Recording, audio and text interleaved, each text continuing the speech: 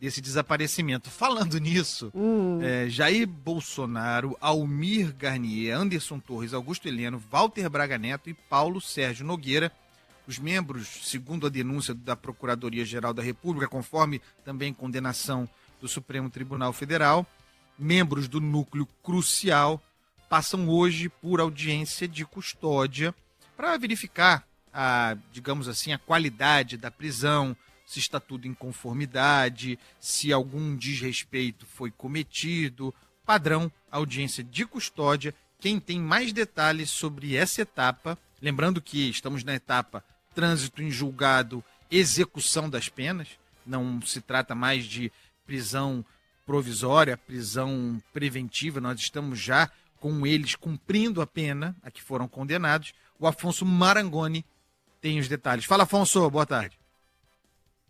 Boa tarde, Andreasa, Michele, todos que nos acompanham. Hoje não está chovendo aqui na Superintendência da Polícia Federal, por isso pude até me aproximar um pouco mais aqui para mostrar a fachada da PF para quem nos acompanha também por imagens. Hoje, de fato, é um mutirão, então, de audiências de custódia que são obrigatórias para presos no Brasil. No caso da audiência de custódia do ex-presidente Jair Bolsonaro, ela vai se dar aqui por videoconferência às 2h30 da tarde. Mas nessa altura do campeonato, Andreasa, o Almir Garnier Santos, que foi comandante da Marinha, já deve ter concluído a sua audiência de custódia, porque ela começou a 1h da tarde. A mesma situação de Anderson Torres, que a 1h30 da tarde fez essa audiência de custódia, todas por videoconferência. O Almir Garnier ele está preso na estação de rádio da Marinha e o Anderson Torres, conhecido como Papudinha.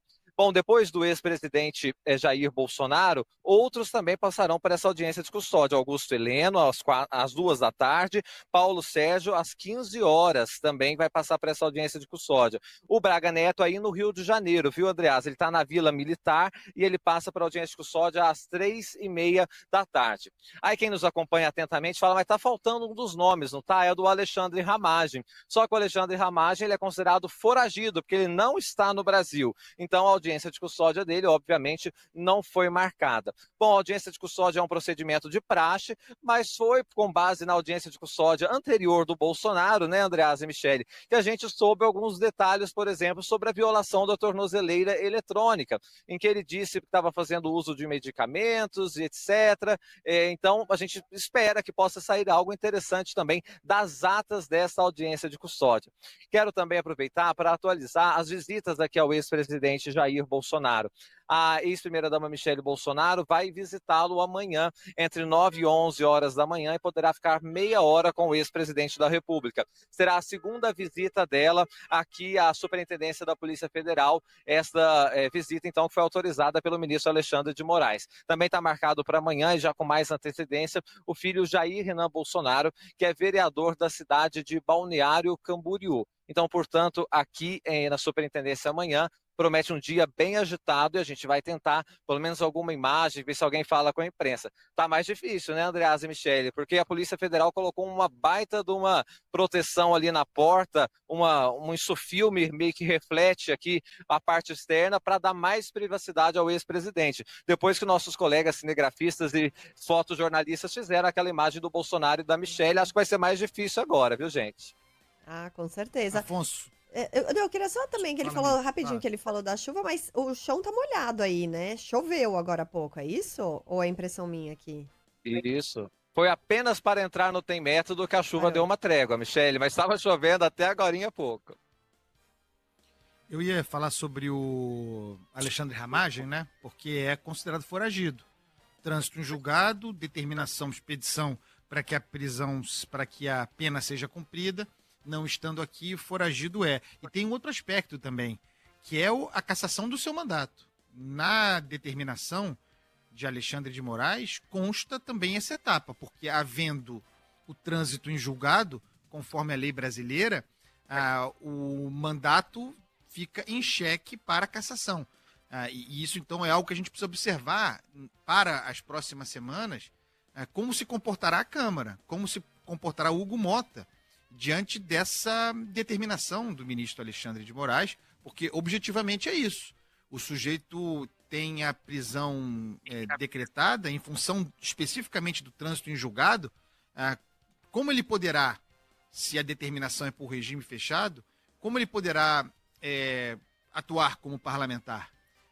Essa é a questão que está posta aí, que o parlamento vai ter de se posicionar nos próximos dias, né? Diante dessa questão. Você tem alguma informação sobre isso, Afonso? Andreas, eu aproveitei enquanto você falava e abri a decisão em relação ao Alexandre Ramagem. São 4 pontos que o ministro Alexandre de Moraes coloca aqui. Primeiro é justamente o que você disse, oficiar a presidência da Câmara sobre a perda do mandato parlamentar, qual deverá ser declarado pela mesa diretora. Ou seja, não tem nenhuma margem para a Câmara dizer, eu vou aceitar ou não. É uma declaração apenas, é uma questão estritamente formal.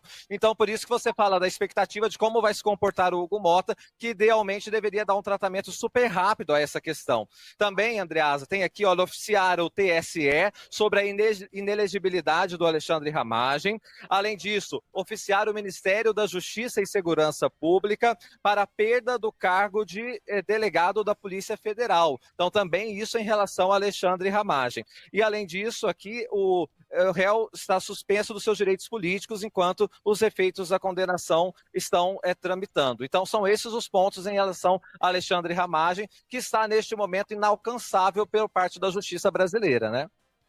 Outra questão, a partir também da sua excelente reportagem, Afonso, é a família Bolsonaro e as visitas a Jair Bolsonaro. Ontem, ou anteontem, nesses últimos dias, surge o apontamento de Flávio Bolsonaro como o porta-voz, né?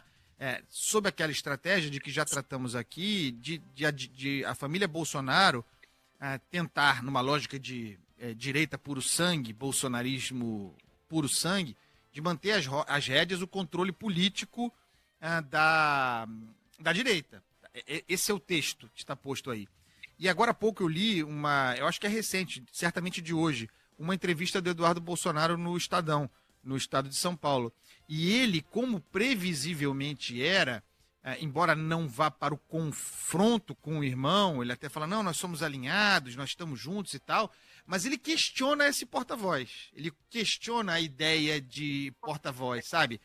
Isso para lembrar que, como eu tenho dito, e acho que é bastante óbvio, tem uma dissidência posta na direita. A partir da ausência de Jair Bolsonaro, física, a partir da inelegibilidade de Jair Bolsonaro, que existe há algum tempo, essa disputa pelo controle, e estando Jair Bolsonaro fragilizado, como todos fazem questão de dizer, a disputa está posta. Todo mundo quer liderar esse processo. Então, é interessante observar como Eduardo Bolsonaro já constitui, há muito tempo, ele constitui uma dissidência, inclusive em relação ao pai, às ordens do pai, dentro do chamado movimento bolsonarista. Porque agora tem bolsonarismo sem Bolsonaro, que é o que Tarcísio de Freitas quer, né? Tem bolsonarismo com Bolsonaro, que é esse puro sangue. Bolsonarismo eduardista, como você fala. Isso. O Michele Trombelli, rei morto, rei posto. Quando eu falo rei morto, pelo amor de Deus, nem é rei, nem é morto, tá? É uma figura. Rei morto, rei posto. O rei tá morto, politicamente. Só falta o rei posto. Esse aqui é o problema. Todo mundo quer ser o novo rei. Agora, só para finalizar rapidinho com o Afonso, diante ainda dessa questão do Ramagem, eu estava vendo aqui uma reportagem da revista Veja falando que ele continua ganhando normalmente, né? Aliás, se você for somar todos os gastos que nós, cidadãos, tivemos, porque a Câmara dos Deputados gastou isso, então é o nosso dinheiro, foram mais de 335 mil reais só desde setembro até agora. E a informação que a gente tem é que em setembro foi quando ele foi para os Estados Unidos e a informação foi divulgada um pouco depois. Ou seja, ele está lá, foragido, condenado, deveria estar na prisão e ainda está usando dinheiro público, né, Afonso?